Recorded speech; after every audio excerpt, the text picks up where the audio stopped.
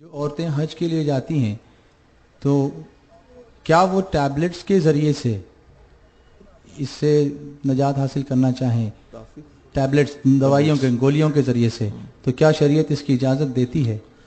اگر وہ ٹیبلٹ کھا کر کے روکنا چاہتی ہیں تو یہ ناجائز تو نہیں ہے، لیکن ہم نے ڈاکٹروں کے ذریعے جو تحقیقات کی تو ایک بات تو یہ معلوم ہوئی کہ یہ ٹیبلٹ عام طور پہ عورتوں کے لیے نقصان دہ ہوا کرتے ہیں، ان کی صحت کے لیے نقصان دہ ہوتے ہیں، کسی عورت کے لیے زیادہ مضر اور نقصان دہ ہو جاتے ہیں۔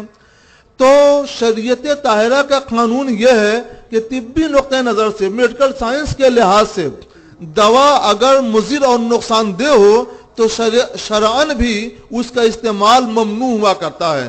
اگر کم نقصان دہ ہے تو مکروہ ہے، اور زیادہ نقصان دہ ہے تو مکروہ تحریمی ہے، اور یقین ہو کہ یقیناً نقصان دہ ہے تو حرام ہے اور گناہ ہے۔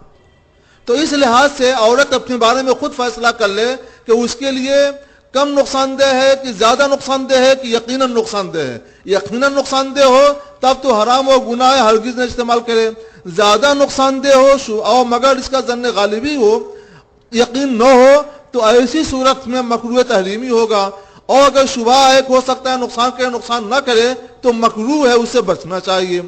پھر اس کے استعمال سے کوئی خاص فائدہ نہیں ہے۔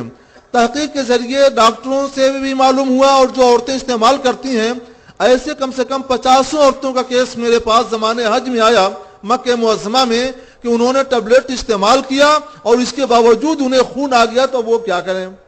تو ایک تو وہ ایسی دوا استعمال کر رہے ہیں جو ان کی صحت کے لیے نقصان دہ ہے، مضر ہے، خطرناک ہے، اور دوسرے اس سے کوئی فائدہ بھی نہیں ہوا۔ اس لیے میری رائے یہ ہے کہ آپ اس کو استعمال نہ کریں اور اس کو اللہ تعالیٰ کے حوالے چھوڑ دیں۔